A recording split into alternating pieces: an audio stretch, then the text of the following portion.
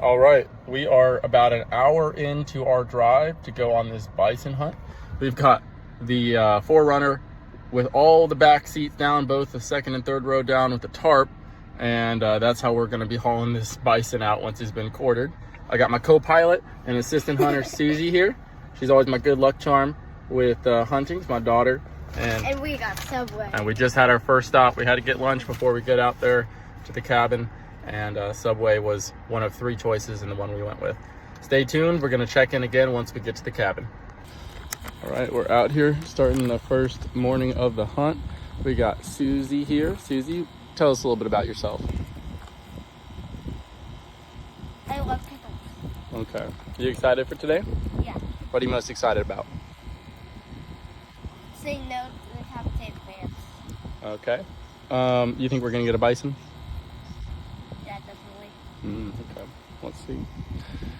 Perfect weather outside today. Just a little bit of wind. Nothing crazy. Right now it's a little humid, but still not too bad. And I think it's about 72 degrees outside. We have that wrapper on. We've got a beautiful morning today. We saw one cow bison. She came through. It's an old lone cow just grazing. Went by the pond and walked away. Don't know where she was headed, but I lost sight of her in the brush. Don't know where a herd is, but we're gonna try to get on one this morning, and hopefully we can make it happen pretty quick. And if we're lucky, maybe we'll be able to even go find some hogs too and have a double dose today of hunting. Stay tuned. Yeah, that's an old bastard. You see the ribs. All right, dude. Pretty curls on his horn, though.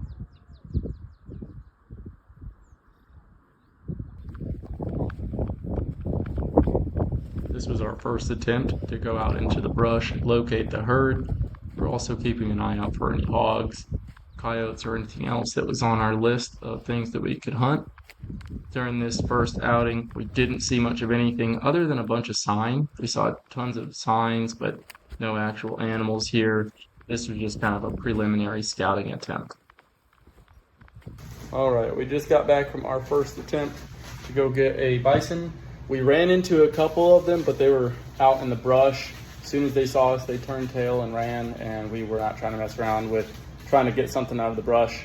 So we decided we'd wait for them to get back in the open, maybe go back towards there's a watering hole out there that they frequent, wait and see if we can get one over there. A little bit later, maybe in about an hour and a half, we're gonna go try it again, go check out that spot, see if they're more in the open, try to get it like that because we don't wanna have to be pulling this thing out of the brush or chasing after it or anything like that. We want a nice, clean, easy shot. And Suzi's over here making some s'mores, as you should do. Yeah, when you're at 10 stressed. a.m. Yes, when you're stressed. But stay tuned, we'll be back at it here in an hour and a half and hopefully have some more success.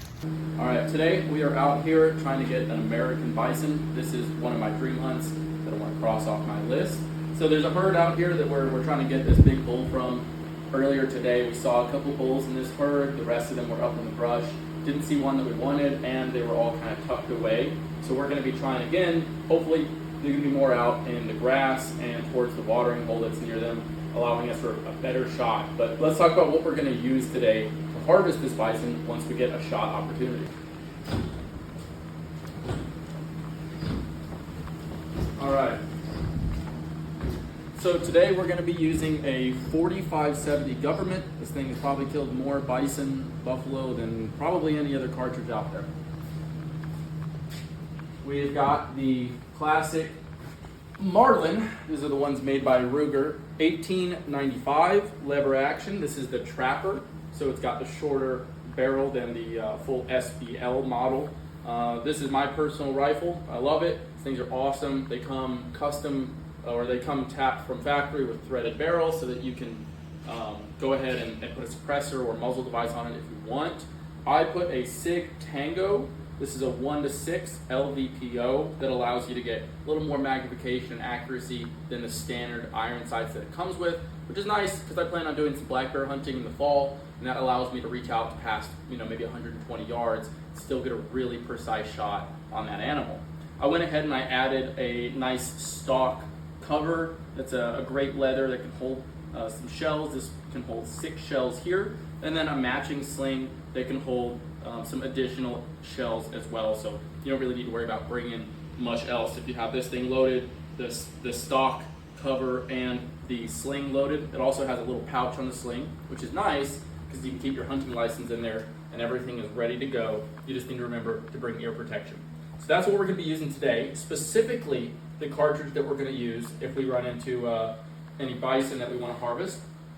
This is a hard cast flat bullet, which is what we want when we want deep penetration on a large animal. This is a plus P load, and this is a 435 grain projectile. So this should do pretty well. We're going to be doing a shot right behind the shoulder, trying to get a double lung and heart so that we're mitigating the meat loss, but we also have the ability to bring it down ethically and quickly.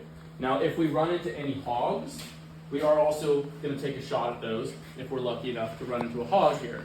So if that's the case and we have time, I'm actually going to probably use one of these. This is the Hornady Lever Revolution 325 grain expanding 4570 cartridge. This should be plenty for a feral hog. I've shot hogs with much smaller rounds with great success, including 6.5 Creedmoors that have half the grain weight as this projectile. So that's what we're going to use today, and stay tuned to see how it works out. At this point, we had a good idea. The herd was up in this section of brush. We saw a couple of them run in there when they saw us coming down the road. We'd have tried a couple times to get them out of the brush, but they weren't having it, so we thought we'd try to go in there and see if we could sneak a shot off. We were looking for a specific bull that was causing problems, so that was the one that we were supposed to be harvesting here. We needed to make sure that we could locate him and take a clean, ethical shot. All of that being considered, it took us a moment to figure out which one in particular was that bull. But what made it more difficult, though, was the fact that there was other ones that were kind of around him. There was brush between us and them, and they had just kept moving anytime we'd get too close. These things did not like our presence or want us to get within like 40 yards of them. Tried to get as best recording as we could of these different bison around us. However, it was a bit difficult given the trees and how far they were, as well as the shade. Once we weren't able to locate the right one and a good shot opportunity on him, the thing that we thought would work at this point was to try to kind of drive them out of here, do a bit of a drive to push them to the other side of the brush where there was a clearing and try to get a shot on the other side of that clearing.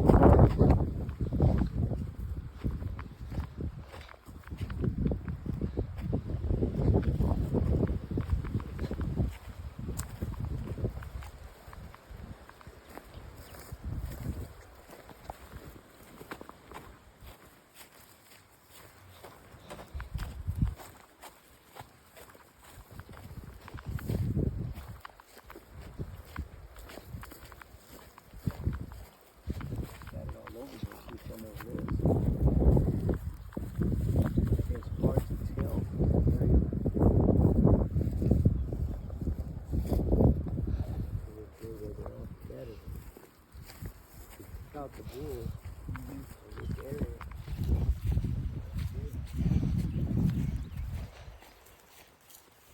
That's him right there. That's it? That's him? Right there. Let's see. That one right there. Yep. Hold on.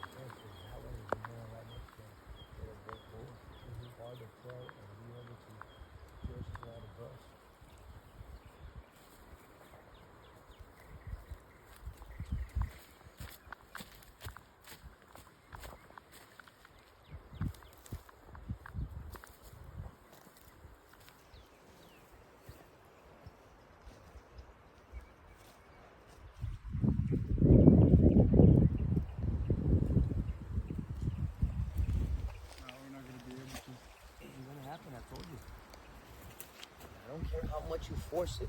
If they don't want you to get close to them, then you're not going to get close to them. And all we're doing is wandering around. You act like I haven't done this like a million times in my lifetime to know exactly what you're doing. I've killed them in here like this before. Let's go.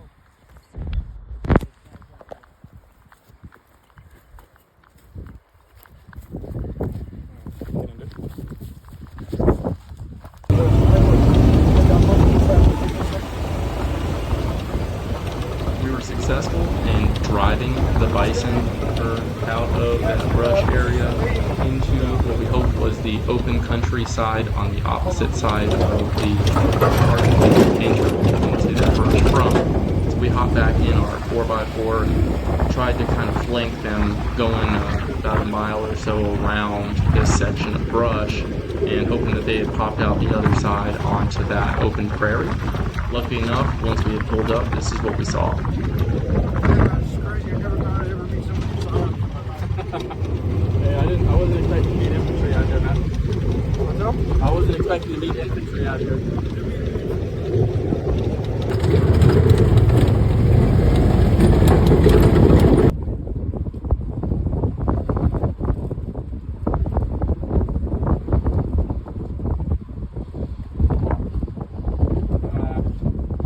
At this point, we saw them out in the open. However, we kept having interference from other bison either in front or behind him, and I was waiting for a clear shot. Yeah.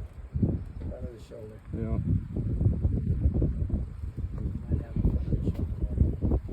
And I can squeeze it in there.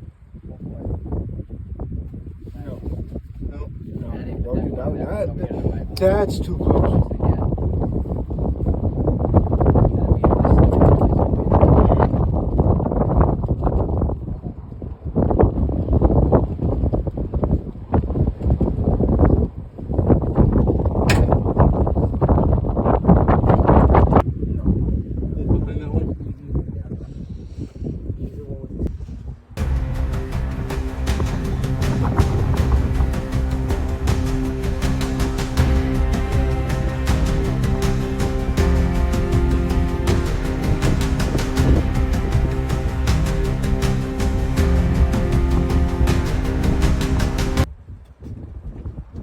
I got a shot. There it is.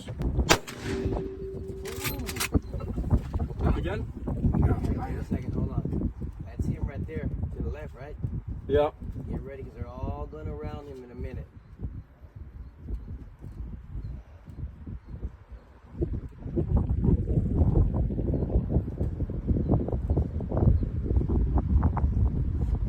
Good shot, bud. 4570 plus T. Head to Buffalo boar. Good job, bud. Are we able to go approach now? I was extremely happy with how that bullet performed here. These guys, do you poke Did them in take a the eye? shoulder shot, and it ended up being a double lung and heart shot. The bullet went through one rib, both lungs, the heart, the other side of the ribs, and got caught just before exiting the hide. So really awesome to get that projectile back. It was all still in one piece, although deformed a bit. He dropped just a few seconds after it was hit. It was a nice, clean, ethical kill with really no meat wasted, and was really happy with how ethical that turned out there on such a big animal. I'm going to set him up right now.